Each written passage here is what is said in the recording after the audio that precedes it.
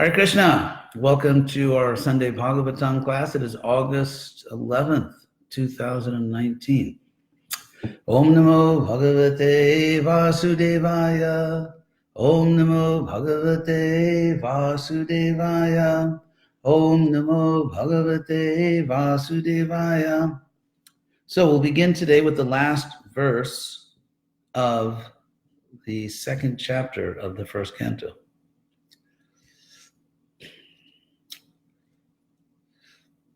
So this verse is Bhavyati Esha Satvena Lokan Vai Loka Bhavana Leelavataranu Deva Tiryam Naradishu. This means that Esha, which means he, Krishna, Bhavyati.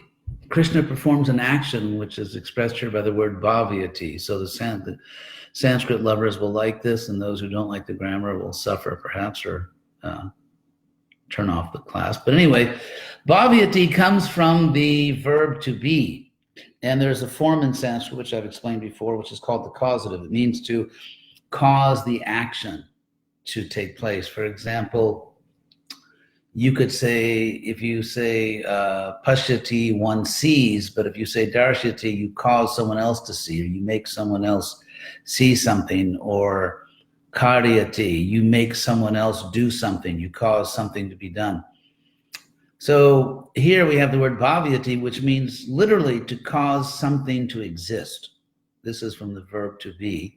So bhavyati esha, that he literally Lokan, the worlds, he makes the worlds exist.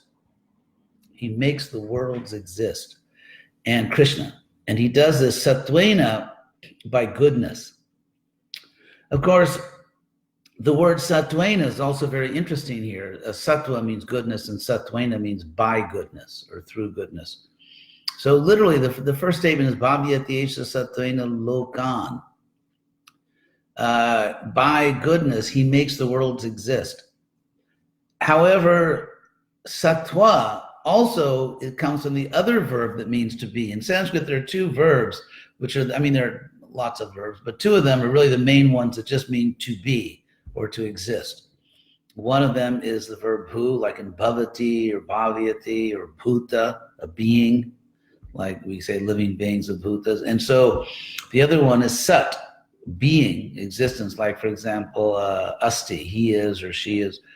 So the word satvena literally means by the quality of existence. Sat, being, like satsanga.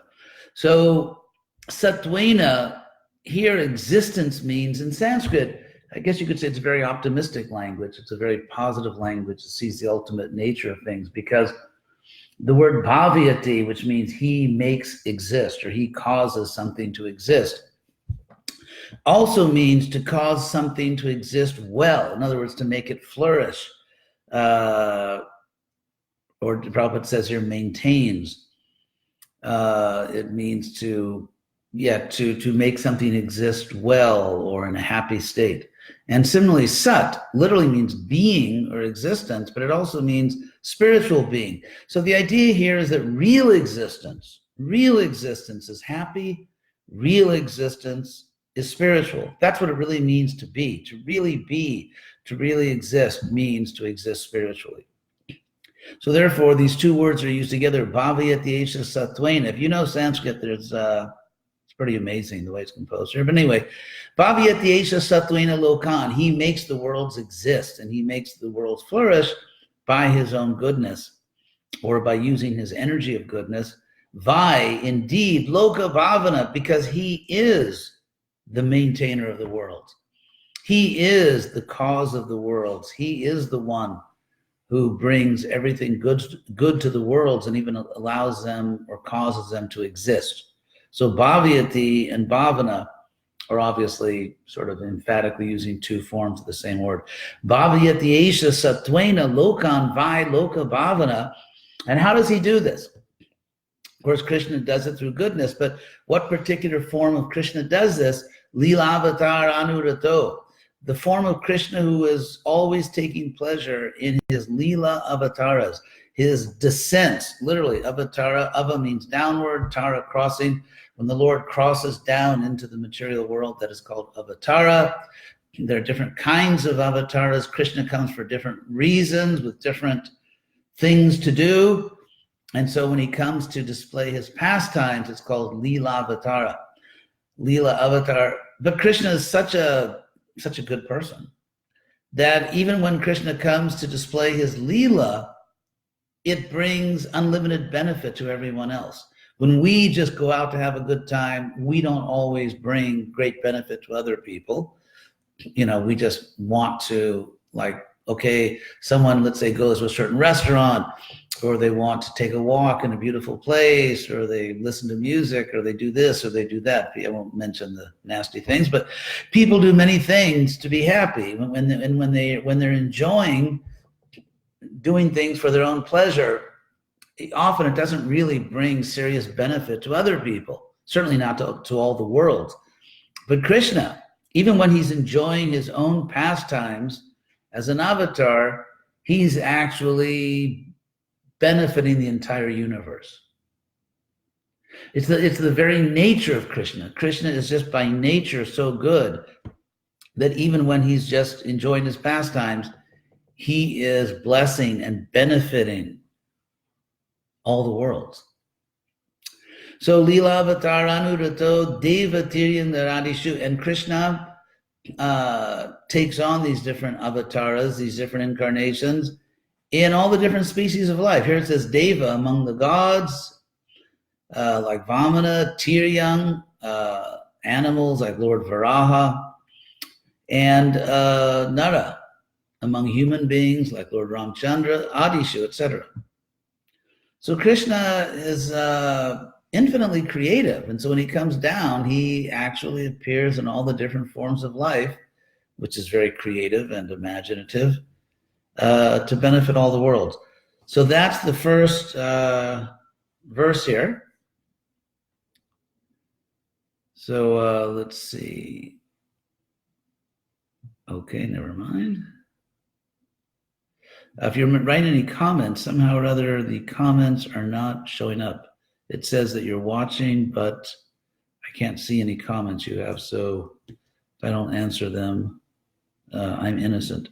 Anyway, so that's the end of chapter 2. Then we go to chapter 3 of the first canto, and it begins Sutta Vacha. Again, Sutta said, Jagrahe Purusham Rupam, Bhagavan, the Lord, Bhagavan, Jagrahe, took on or accepted the Purusha form. Purusham means of the Purusha. Jagrahe, he accepted the Purusham Rupam. The form is the Purusha, which of course here is referring to the forms of Vishnu that create the universe. Bhagavan Mahadadi, with the Mahatattva, etc. So the Mahatattva, which literally means the great ontological category, you could say, or the great category of existence. It means all the material nature. It's like, for example, if you, let's say you're going to build a house, you have to gather all these materials. You need wood, you probably need nails or bricks, cement and glass and, tiles. So the Mahatattva just means just all the building materials to make a universe. Imagine if you bought this little kit, like build it yourself universe, and then it has all the materials in it. So that's the Mahatattva. So Bhagavan Mahadadi Bhi Sambhutam Shodha Shakalam Adalokasi Srikshaya. And so because Krishna in the beginning, Adao means in the beginning, wanted to create the worlds, therefore all these elements appeared. Sambhutam, that means they came into being or they appeared.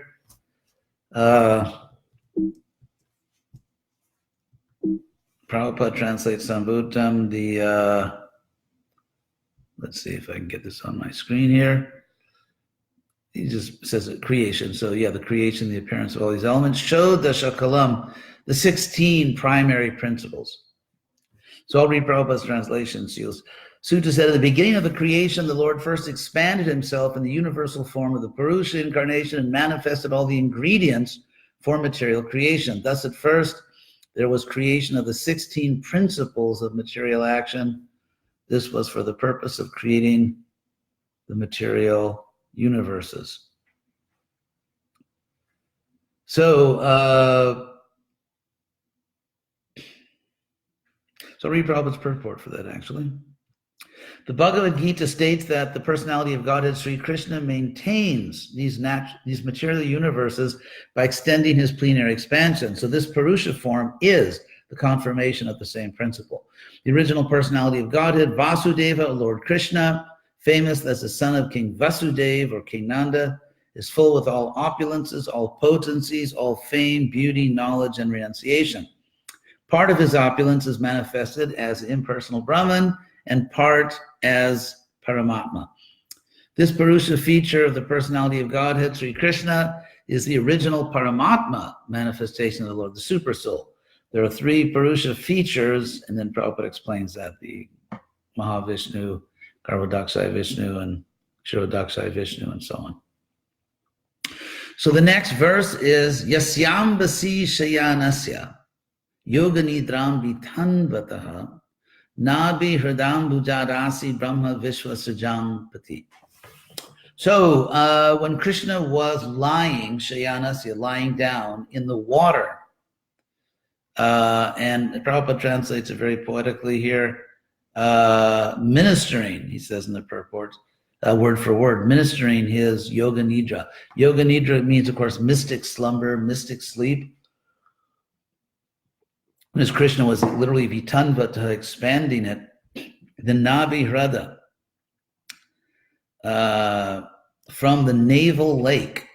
Mahavishnu is very big, I mean, really big, because if you think a universe is big, imagine Mahavishnu, great Vishnu, has a form so big that millions and billions of universes just come really big. That's as big as it gets, actually. So Nabi Hrad, so you can imagine a form that big of the Lord, his navel is,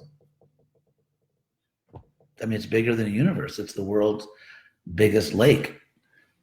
So it's called here a navel lake, Nabi Hrada Ambuja. From the water of that navel lake, Asi, there became Brahma, Lord Brahma, Vishwa Sajangpati, the Lord of cosmic creators. So I'd like to talk about this a bit, because if you take an astronomy class at a modern university, you're going to get a somewhat different picture of the universe. Of course, this is outside the universe. This is not within a particular universe. That's going to be Garbhodakshaya Vishnu and Kshirodakshaya Vishnu. But science, of course, so-called material science, doesn't know about this. It cannot know about it, because these things can only be known by devotion to the Creator. So we live in a world in which we know certain things are true and they're important, and yet most of the world can't imagine that these things are actually true. So you could say this is esoteric knowledge. Actually, I'll give you a definition at no extra cost to you of the word esoteric. Esoteric in the dictionary means intended for or likely to be understood by only a small number of people with a specialized knowledge or interest. So we have a lot of esoteric knowledge. For those of you who are Vaishnavas, we have a lot of esoteric knowledge. We have knowledge that either you could say it's intended for a small number of people, because Krishna says that only my devotee can understand this, and that that after many births, Bahunam Janmanam Ante, only one who surrenders to Krishna can understand this. So it's intended for people who surrender to Krishna, and that's not a huge number of people. So we have a specialized knowledge or interest, which is Krishna consciousness. And so if you're in that situation, if you're the kind of person that loves esoteric things, or some people just like to know what nobody else knows, then you'll think that's really cool. It's really cool that you know what hardly anyone else knows. If you are not that kind of person, if you don't have that kind of psychology where you really enjoy having secrets and you really enjoy knowing what most people don't know, if that's not your nature, if you're just, then it could not, I wouldn't say trouble you, but it could be not perhaps the most comfortable thing in the world to be committed to things that most of the world just can't even imagine these things are true.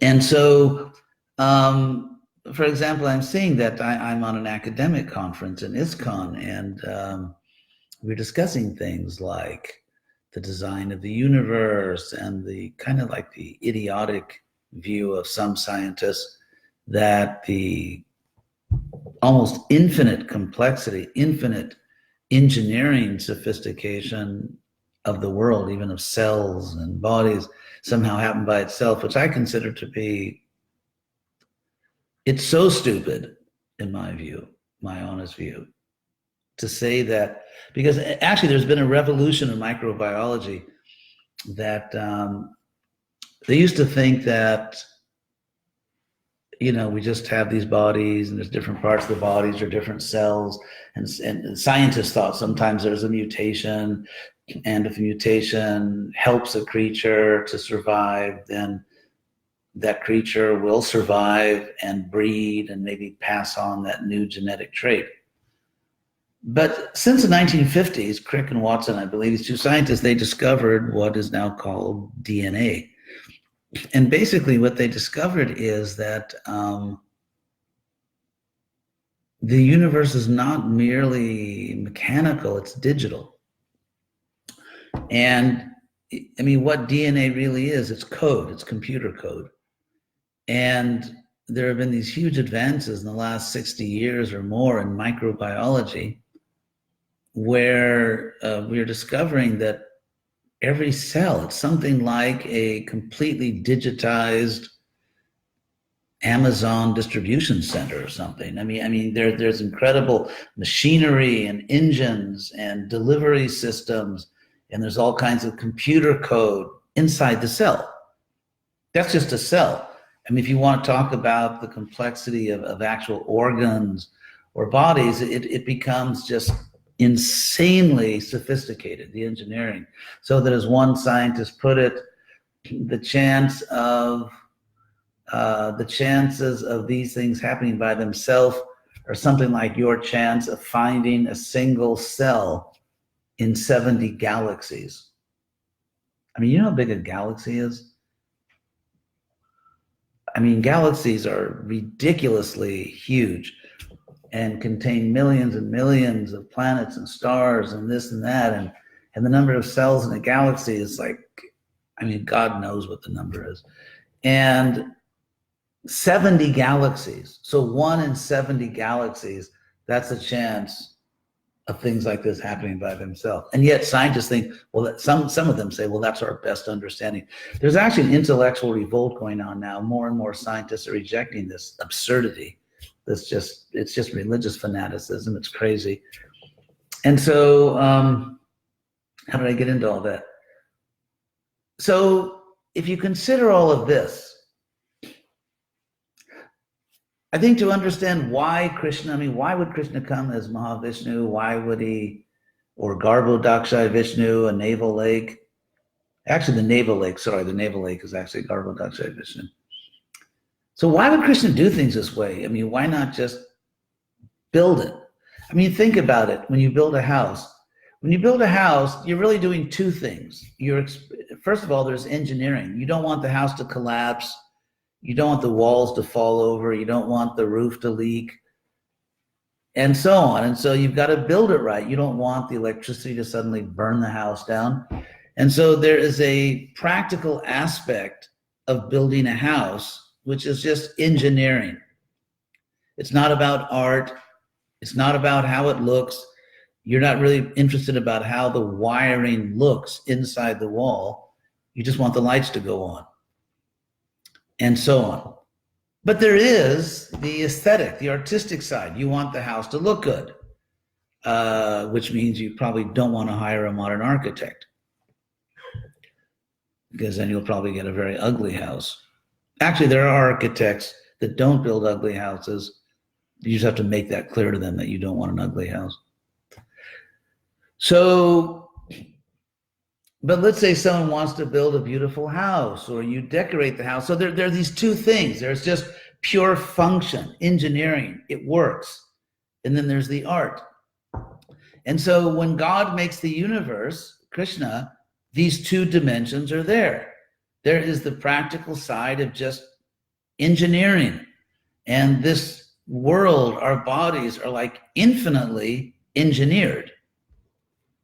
And by the way, the complexity of how living organisms work, our knowledge of the complexity is expanding all the time. So it's like every day scientists are realizing, oh my God, it's much more complicated than we thought. It's much more sophisticated, and that's expanding daily. We still haven't come near the end of it, of understanding the super impossibly sophisticated engineering of living bodies. So there's that. But then there's the artistic side. I mean, Krishna, if you look at the universe, it's a universe of art. It's not just a universe of function. There's function, but then there's art. So if you look at snowflakes, you could say water condenses at a certain temperature, and when that happens at high altitudes, then the water condenses, falls in the form of snow, which is really made up of snowflakes. Okay, that's function. But when you actually look at snowflakes, you find something else, which is art. You find beauty. If you look at sand grains, I mean, there are so many sand grains on Earth. I mean, who knows what the number is? It's like some crazy number. But so the Bhagavatam always gives this example, like even if someone could count all the grains of sand or all the particles of Earth. So the numbers, and yet if you look at sand grains, just go to Google or your favorite search engine. I don't want to promote Google, since in some ways are evil. So if you just go to your favorite search engine and look and type in sand grains, you'll find it's incredible. They're like jewels. They're different colors, different incredible shapes. It's like jewels. It's like a treasure, sand grains. And there's so many things like that. I mean, you could throw in galaxies, anything. Everywhere you look in the universe, you find two things: function and art. So what does that tell you about the Creator? First of all, it tells you that the Creator has an inconceivable mastery of engineering, of function, but also it tells you the universe was created by a supreme artist. So something like Vishnu coming, it's like, why would Krishna do that? That's not functionally required. Krishna, whatever Krishna's called Satyakama, which means whatever he wishes becomes true. Krishna could just decide, I want a universe, and there's a universe. So why does he do all this other stuff, like the three Vishnus? That's the art part of it. That's Krishna performing his pastimes. It's Krishna just creating beautiful things. A causal ocean. I mean, think of it, an ocean of causality. Amazing concept. So that's how we have to understand these things. Krishna's a person. It's function, but also art. It's not just one or the other. It's not dysfunctional art, and it's not sort of dry mechanical function. It's both art and function. And so when Krishna does a particular thing, you have to ask the simple question, is that Krishna the engineer or is that Krishna the artist? And of course it's both, because Krishna, when he artistically assumes these forms of Vishnu, he's also functionally creating the universes. So that, in my humble opinion, is how we should understand this, among other ways. So, yasyava, I'll do one more verse. Yasyava yava samsthanai kalpito loka vistara tadvai bhagavato rupam vishuddham satam orjitam. So there is a loka vistara, an expansion of the universe, the extension of the worlds, which is kalpita, imagined. This is not a real form of the Krishna, a real form of Krishna. It's an imaginary form, kalpita, with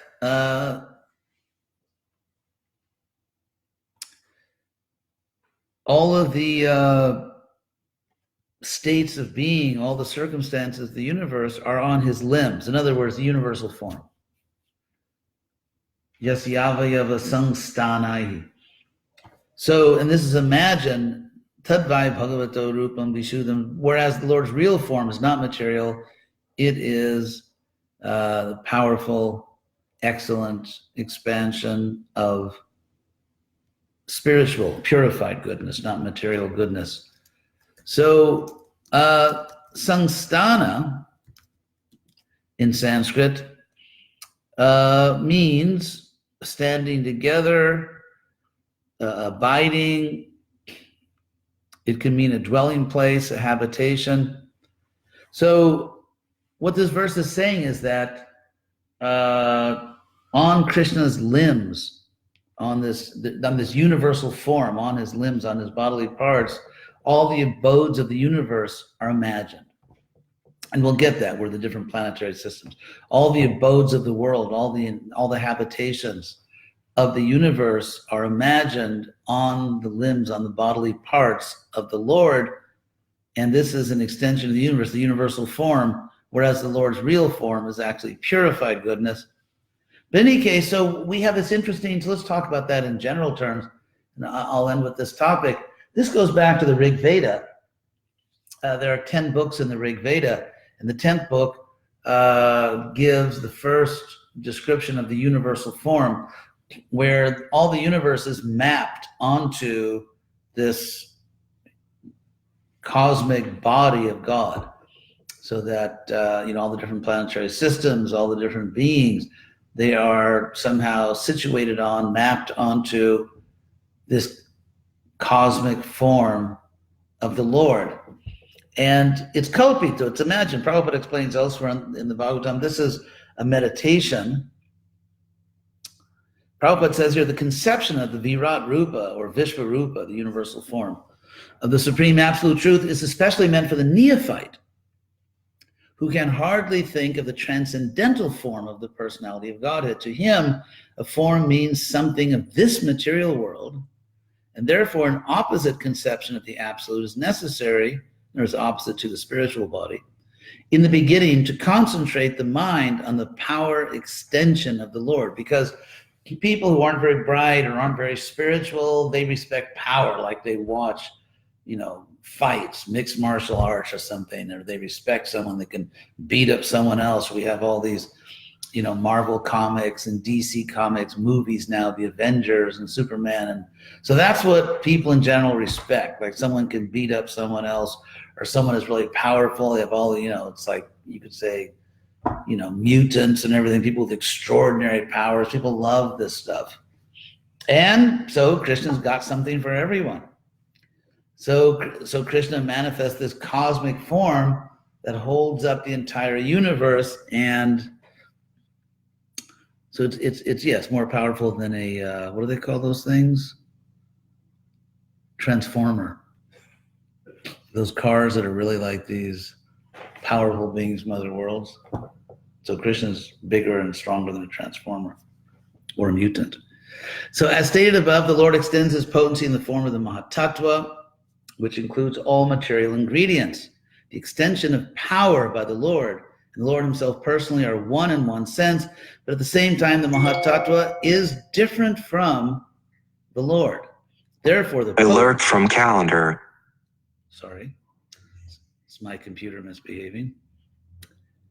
Therefore, the potency of the Lord and the Lord are simultaneously different and non-different.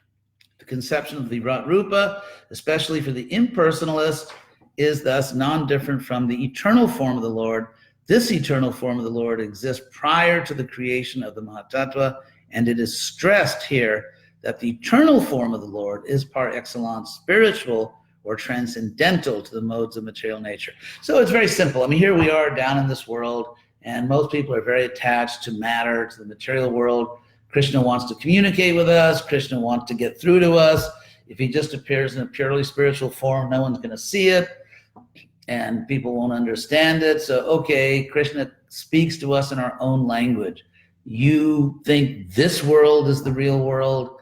You admire powerful things in this physical world. Okay, I'm going to give you this form to meditate on, which is the supremely powerful object in this world. In fact, the whole world rests on this object, this form.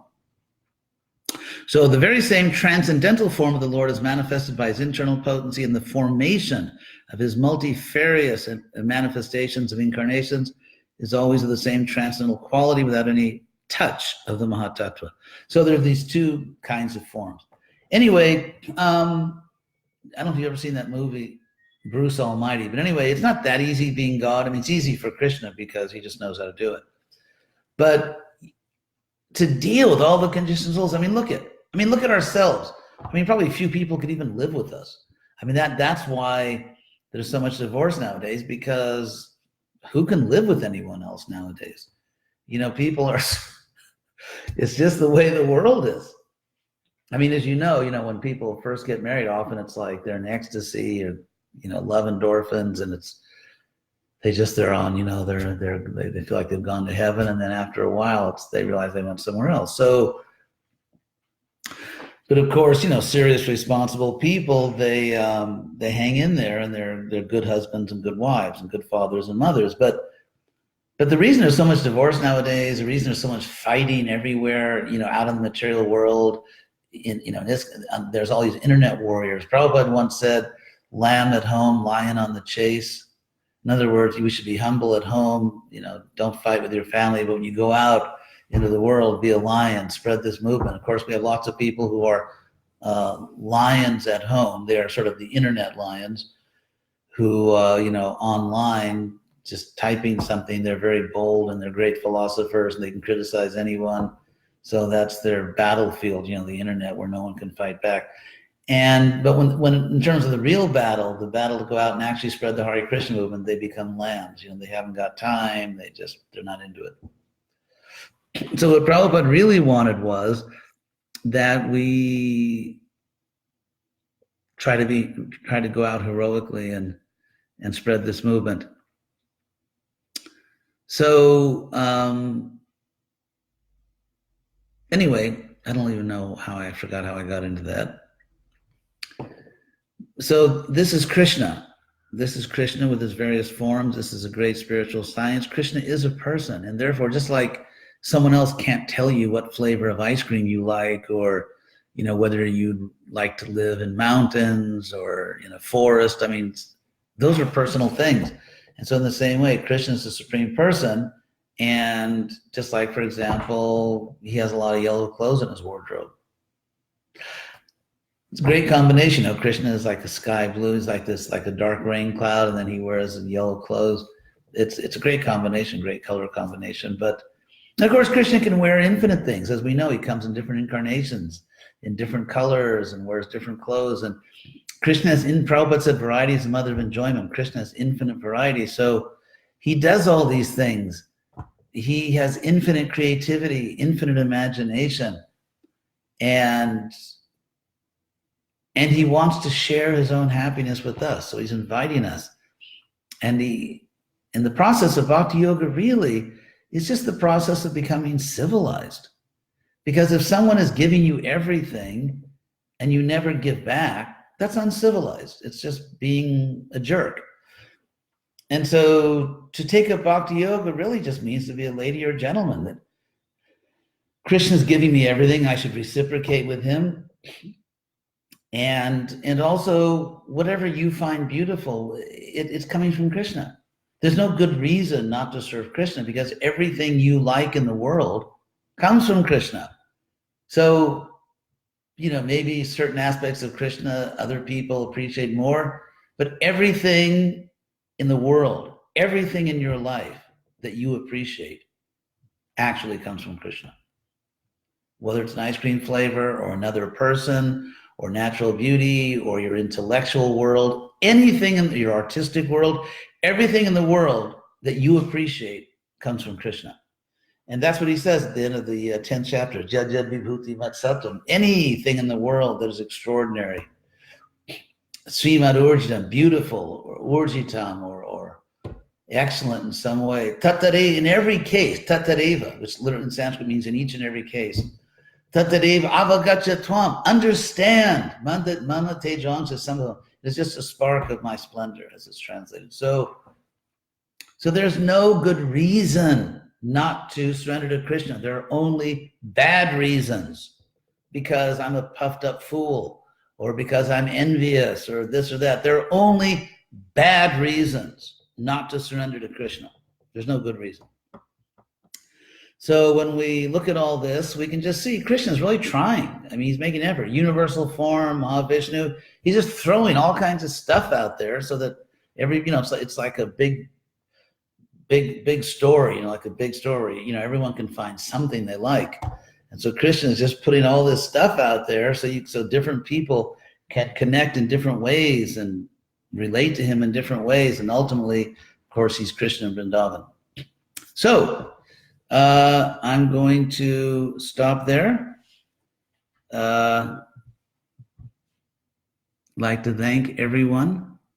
If you did watch, we had an internet connection problem, but Hare Krishna.